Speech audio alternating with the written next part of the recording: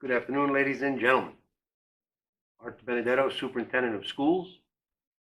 Joe Piccirillo, Assistant Superintendent.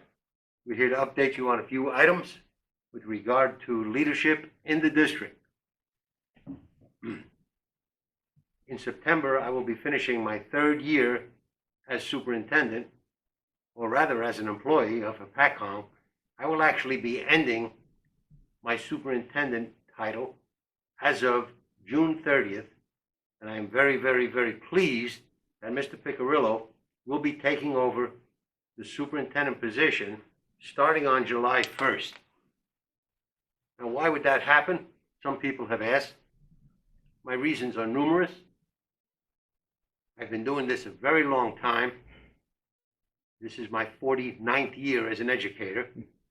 I still love what I do very much. I still have energy, although not as much as I used to.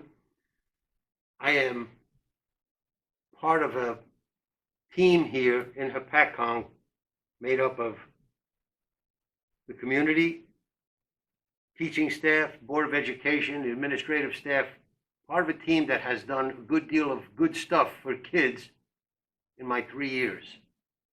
And it is time to move the district over to a younger and smarter gentleman who has proven that he can take the reins of a K-12 district, and that means being ready to go 7 days a week, 24 hours a day, because you never know when that phone's going to ring, and believe me, it does ring.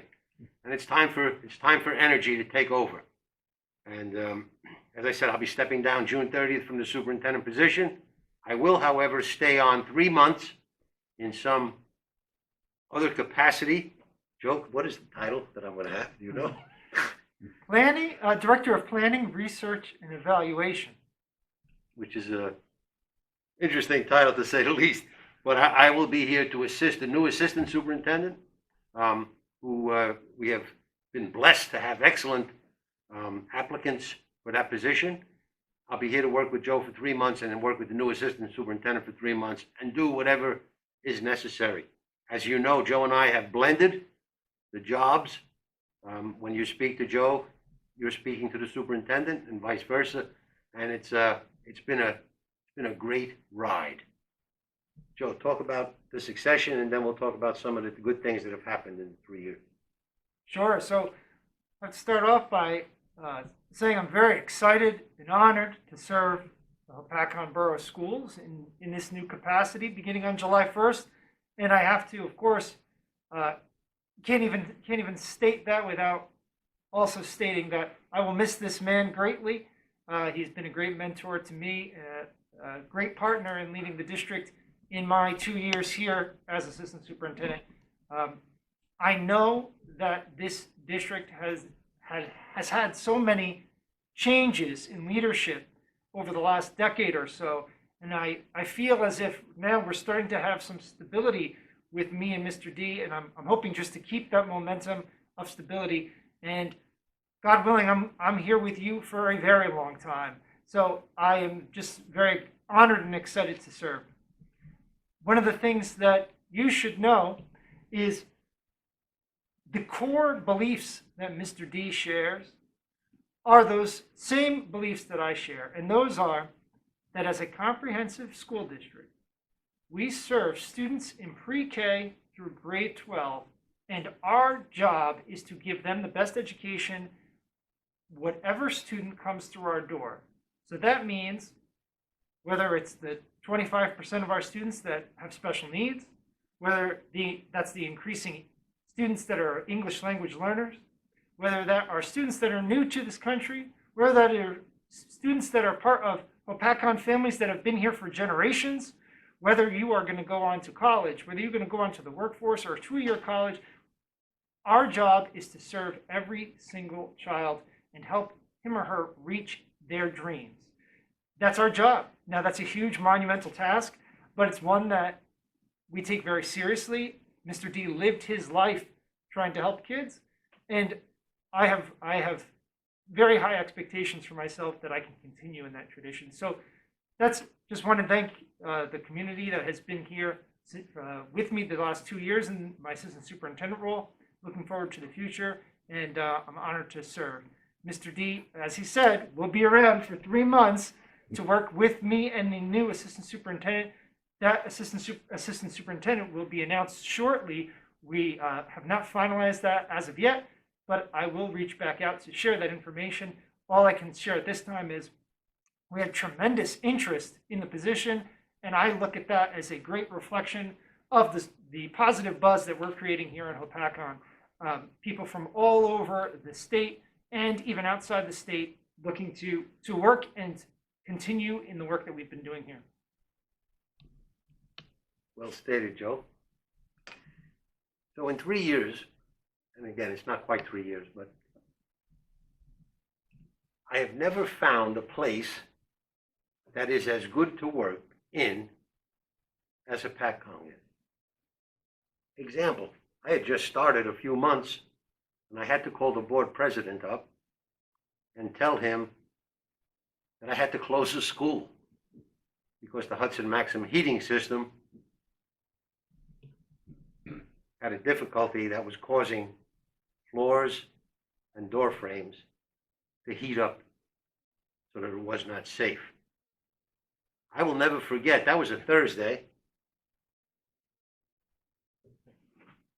By Tuesday of next week, we moved 22 classrooms and made them hospitable for kids and teachers. When I say we moved, I mean the entire community. It was one of the most outrageously heartwarming things I've ever witnessed and participated in, that we could do that so quickly. I remember meeting on a Sunday afternoon with parents of Hudson Maxim students in the cafeteria at the high school in a sweatshirt because we've been moving stuff all day, and they totally understood the situation. I'm not used to that. In districts I've worked in the past, I had a less understanding clientele.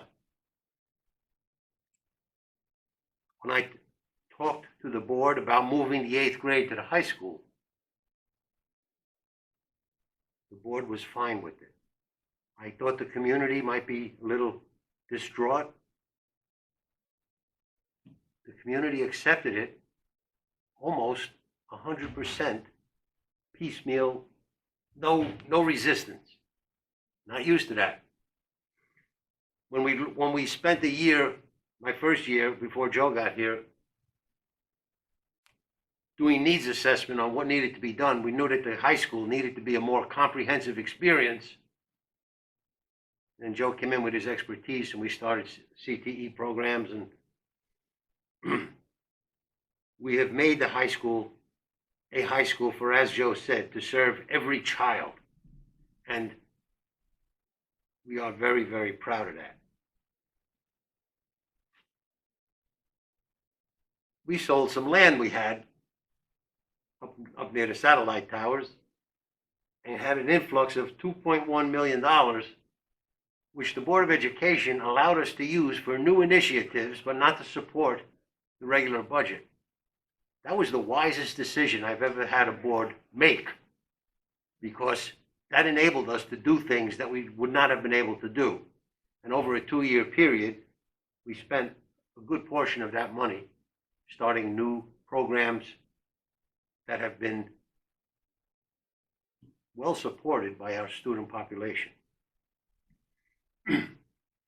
We also had to sell a school, and that is not an easy task. As of right now, we still don't have a closing, but I'm hopeful that we are closing in on a closing, and the Hudson Maxim sale will bring in another piece of monies that can be used not to sustain the budget, but to help us in general areas.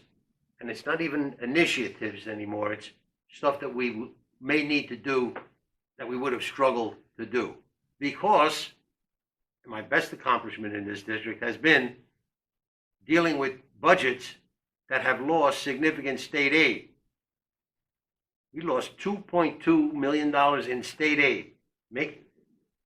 Consider yourself as a company and you're doing $35 million worth of business in a year, and your revenues decreased by $2.2 million. Not one professional staff member was cut. Not one. I am very proud of the fact that we have stayed away from that amid a monetary crisis that has been the most challenging thing I put up with the exception of COVID, which I've promised I would not mention today, but nevertheless, I just slipped. So we're dealing with special education students who have dire needs. We're dealing with a growing ELL population that we love and learn from as we educate them. We've doubled our staff on ELL instruction. We have made changes in curriculum, started all those new programs, and I am leaving Hopatcong with a sense that we accomplished good stuff, more to do. That's why you need the young energy and the young smarts. Well, thank you. So basically, the last thing I wanted to share on this topic is we knew we were up against some things that needed to be remedied. We knew that there were improvements that we could do in Hopatcong academically. We can improve test scores, we can improve curriculum, and to a certain extent, we did a lot of great work. But what I explained to people is we were already in some ways behind an 8 ball. And when COVID came, we now are going to be experiencing learning loss that's going to be ubiquitous across the country. But specifically in our community, we're going to be dealing with the fact that we were behind the 8 ball and now behind the 8 ball, which precedes the 8 ball. So there is going to be some challenges. And I say that just because it means that we are going to need to work very hard to do the very best work that we can do for our students, because our students deserve it. And we're going to have that kind of right at the forefront of our mind. So curriculum revisions, all the exciting things that we've talked about in the past, all of those new programs, we are going to continue to push the ball forward, because it's not enough to recover what we've lost. We want to keep moving forward the way we promised. So that's something that will always be on my mind to do.